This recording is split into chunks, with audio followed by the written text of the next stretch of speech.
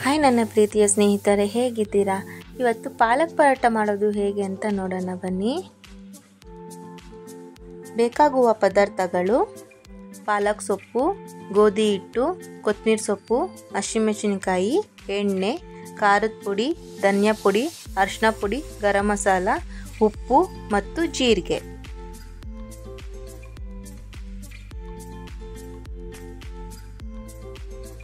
ಒಂದು ಮಿಕ್ಸಿಯಲ್ಲಿ ಪಾಲಕ್ ಸೊಪ್ಪು ಹಾಕೋತಾ ಇದ್ದೀನಿ.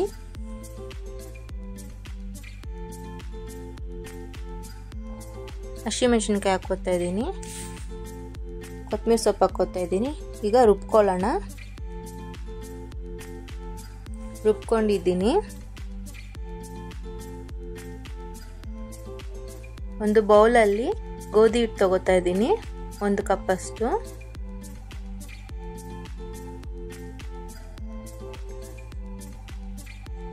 ಅರ್ಧ ಸ್ಪೂನ್ ಖಾರದ ಪುಡಿ, ಅರ್ಧ ಸ್ಪೂನ್ ಧನಿಯಾ ಪುಡಿ, 1/4 ಸ್ಪೂನ್ ಗರಂ ಮಸಾಲ, 1/4 ಸ್ಪೂನ್ ಅರಿಶಿನ ಪುಡಿ, 1/4 ಸ್ಪೂನ್ ಜೀರಿಗೆ,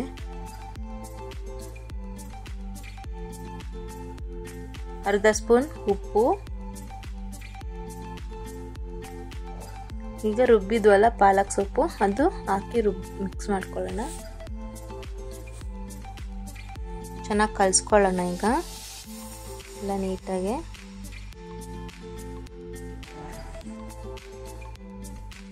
ಎಲ್ಲ ನೀಟಾಗಿ ಹಾಕಿ ಕಲಿಸ್ಕೊಳ್ಳೋಣ.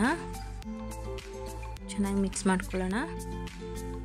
ನೀರು ಹಾಕಿಲ್ಲ ನಾನು, ನೋಡಿ ಹಾಗೆ ಕಲಿಸ್ಕೊಂಡು ಈಗ ಮೇಲಿಂದ ಎಣ್ಣೆ ಹಾಕ್ಕೊಳ್ಳೋಣ, 1 ಸ್ಪೂನ್ ಅಷ್ಟು. ನೀರು ಬೇಕಿದ್ರೆ ಹಾಕೋಬೋದು, ಹಿಟ್ಟು ಜಾಸ್ತಿ ತೊಗೊಂಡ್ರೆ. ನಾನು ಕರೆಕ್ಟಾಗಿ ತೊಗೊಂಡಿರೋ ಕಾರಣ ನೀರು ಹಾಕಿಲ್ಲ. ಚೆನ್ನಾಗಿ ಮಿಕ್ಸ್ ಮಾಡಿಕೊಂಡು ಕಲಸಿಟ್ಕೊಳ್ಳೋಣ.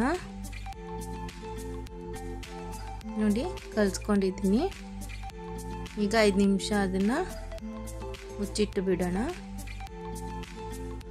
ಈಗ ನೋಡಿ ನಾನೆಲ್ಲ ಉಂಡೆ ಮಾಡ್ಕೊಂಡಿದ್ದೀನಿ, ಲಟ್ಟಿಸ್ಕೊಂಡಿದ್ದೀನಿ.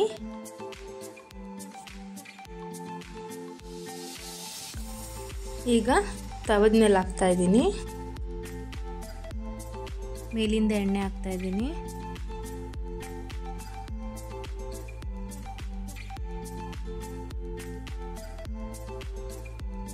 ಈಗ ತಿರ್ಗಿಸ್ಕೊಳ್ಳೋಣ.